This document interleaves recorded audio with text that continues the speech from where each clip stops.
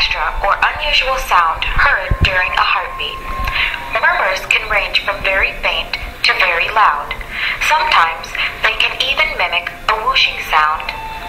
There are two types of heart murmurs. The first is innocent murmurs. These murmurs are not caused by heart problems. They are common in healthy children without heart disease. The second type are abnormal murmurs. These murmurs most often are caused by an acquired heart valve disease that develops as a result of another condition such as infection or even aging. In children, this is most commonly caused by congenital heart disease. Before I explain these heart murmurs, it is important to review how blood flows through the heart. The heart is a four-chambered organ which either bring blood to or carry it away from the heart. The blood first enters the heart through the right atrium. A contraction forces the blood through the tricuspid valve into the right ventricle. Next, the right ventricle contracts, forcing the blood through the pulmonary semilunar valve into the pulmonary artery. The blood then travels to the lungs where it receives oxygen.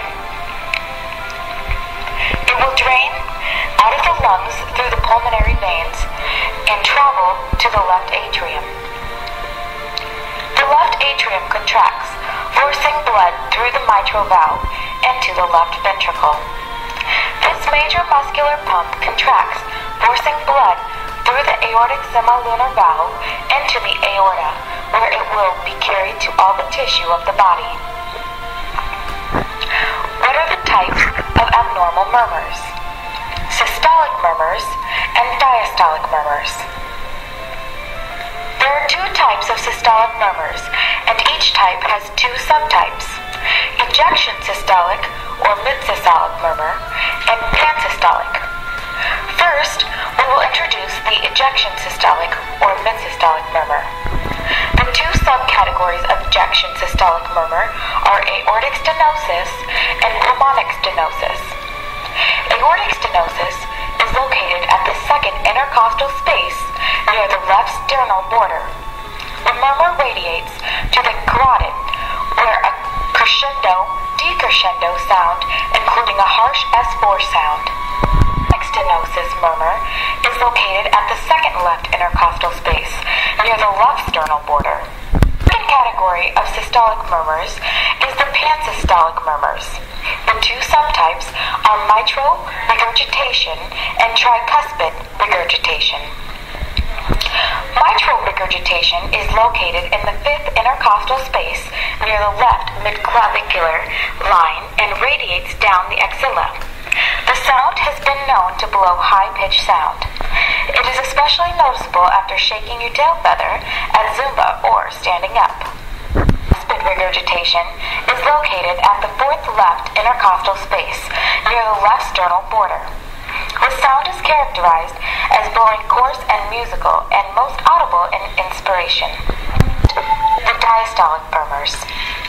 There are two types of diastolic murmur: the early diastolic murmur and the mid-diastolic murmur.